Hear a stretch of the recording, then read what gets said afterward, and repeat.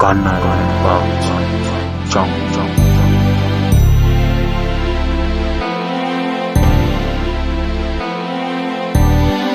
Bienvenue fidèles téléspectateurs, je tiens à vous remercier de votre attention mesdames, mesdemoiselles et messieurs. Je suis le grand Songi de la presse congolais, Darling Lumbu, donc voilà parmi vous, je suis toujours Nakati à Canal Impact Tchangou, donc voilà, toujours toujours d'actualité, Nenge, Bozala Rana Poussa, Kozala informé et pas Songi de la presse congolais. Voilà, actualité Zali, JB Piana, Papa Chéri, Moto Pamba, concert bientôt là, $200 VIP, $100, place normale. Beaucoup de babier à Wanakata Kinshasa, donc parisien, et donc voilà, nous sommes basés à Nakata Kinshasa, donc concert exact bientôt là. Donc voilà, actualité, monsieur Zali, Jibin Piana, Papa Chéri, Moto Pamba.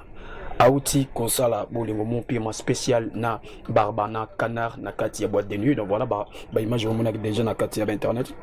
On a pour nous ça peu coacher qui sont placés qui sont et sengeli ezala. Merci beaucoup à vous Jenny qui la lumière du monde et pourquoi pas vous mon boss des marques IVP, donc moi il y a Poto, il y a Tongo, il y a 6h. Merci beaucoup à vous artistes parmi les artistes congolais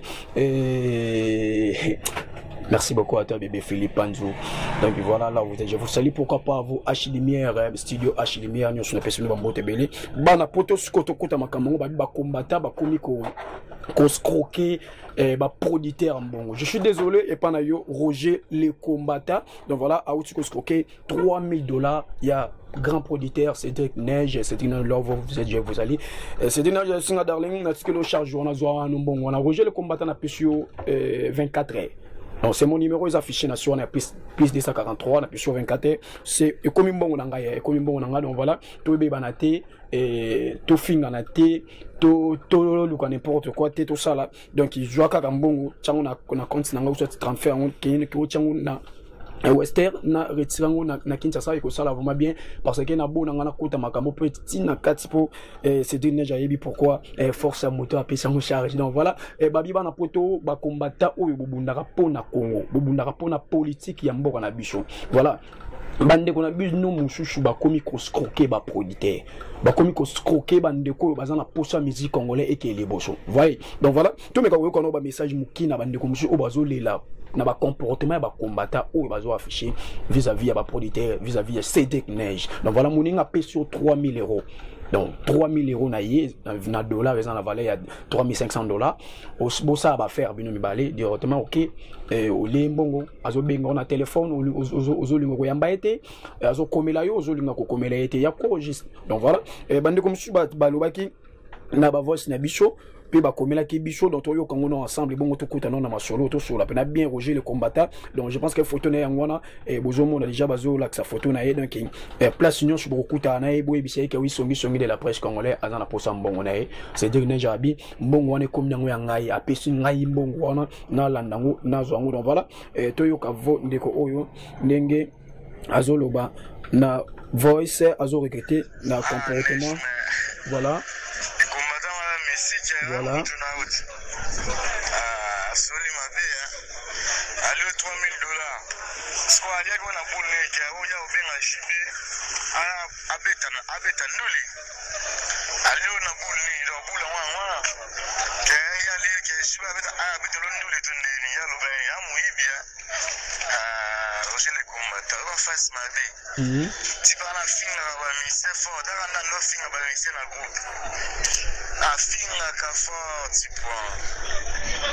Voilà, binomo botuko yoka Roger le combattant allez $3000. Il y a grand producteur Cédric Neige, on a pensé naïe que oui, pensé à producteur Ezaki que oui, à Kobengi sa JB pour un concert à Péchine en premier pas, disons $3000, c'est l'anga sacrifice sur un sur nana pour ça, JB Aya Kobe ta concert. Mais selon ma information, Roger le combattant a finga kaba politicien, a finga kaba musicien, a finga kaba ndeko basala art dramatique. Pourquoi il oppose à Congolais, bisous aux Congolais, tous en pour ça Congo qui est les bosso. Les combattants aux escrocs, qui escroc na yo wana ce que tu as pour ça pour tous à la bien to qui non ni tous pour ça OK non tu y a peut ça biso $3,000 parce que ça suis à Cédric j'étais comme yanga donc voilà je voulais pas to comme toi même makamon na niveau ngaza pour ça to même tu vois donc c'est un peu ça surtout tu internet tu comprends pas internet mais n'ingé pas ça makamon donc voilà au lobby biso peut au lobajon voilà c'est pas ça trop c'est trop ba combattre ba komi miyibi ba combattre ba komi ko scroquer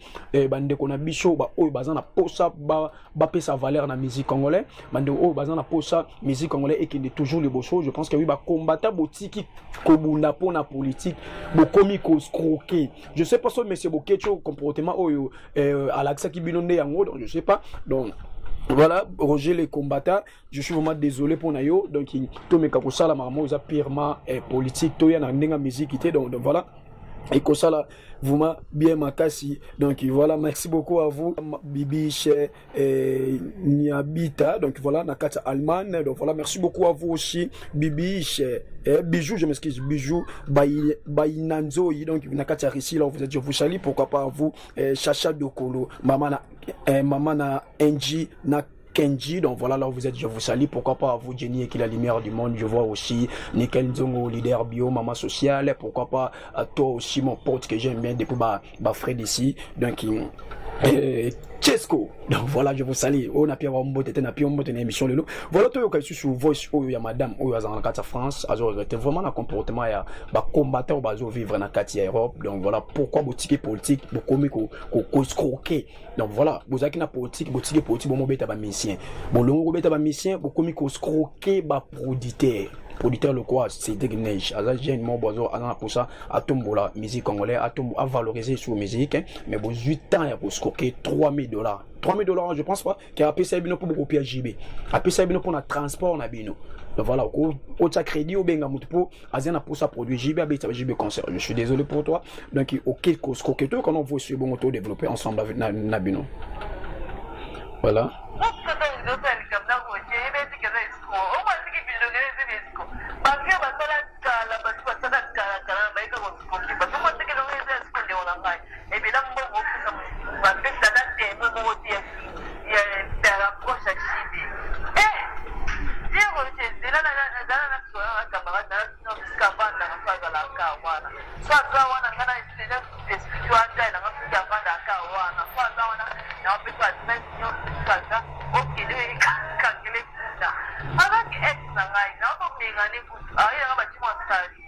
Vraiment donc voilà donc Roger les combattants donc soit disant qu'il y a encore avec Mario Boyoki Voice donc Boyoki Voice donc ayaka kuyola ne kuna pas ba fiwa no basala ba luka la bien kuna kota ba France mais il y a ça ne le terrain qui est pour ko muya biso ba congolais ko betara ba mission na poto ko betara ba politicien na poto donc je suis vraiment désolé ba combattant nyonsu o boza ko sambusa République démocratique du Congo ko monisa Congo passe donc voilà merci beaucoup à vous Chacha Dokolo Mamana na NG na Kenji donc voilà je vous salue là où vous êtes de la part il y a mobile naïe la possible million sur mbote belé là où vous êtes pourquoi pas à vous Jenny qui la lumière du monde maman sociale moi Sinzamé donc voilà c'est des neige comme conseil donc voilà ce que mon dit mutazane longo quoi garçon oyo donc voilà et puis que bon mon aïe bazou l'accès wana azan longo quoi garçon oyo ba top boy bazaka sérieuté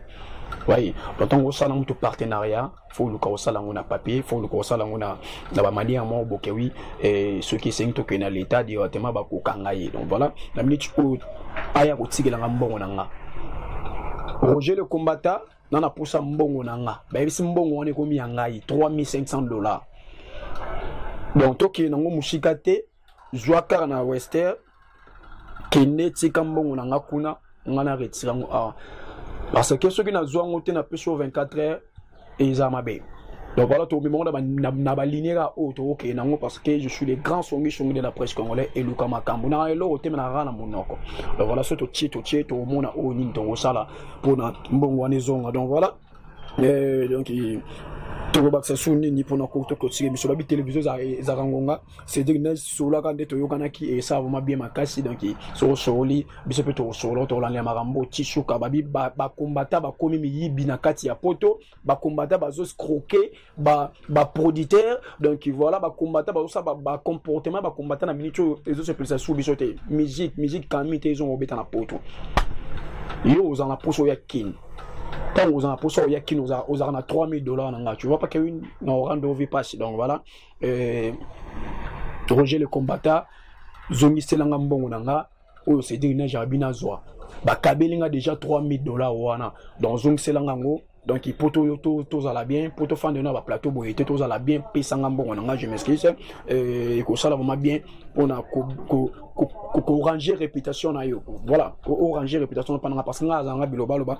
Donc tilo maele, donc voilà, et loba venanga izakari baba sur mangande na film babi sozangi mbanga le quoi ba Roger le combattant bako skoke ope bako baby ça puissance na yo. Donc voilà, merci beaucoup à vous, grâce Mbizi na moneka message au komele ngesalenga bien makasi, pourquoi pas à vous ma sœur que j'aime bien Karine Mokonzi la baronne. Donc là vous êtes, je vous salue, pourquoi pas mon vie Papi Mboma. Donc voilà, là où vous êtes, je vous salue, pourquoi pas journaliste so basala musala bien. Donc voilà, bisone basongi songi to tsayi matambe na bisho. Quant à moi, je vous dis merci à vous mon boss des marques IVP, là vous êtes, je vous salue depuis Allemagne, pourquoi pas à vous, Nickel Nzongo Leader Bio, merci beaucoup à vous, Nickel Maman Sociale, Zaina, Moana, Voama, je vous salue là où vous êtes, Nabi qui est à côté de contact Nayo, déjà Marambuka, Minité, Fubando, Yasso Salinga Babi et Salanga bien, Nabi Zaina, Moana, Voama.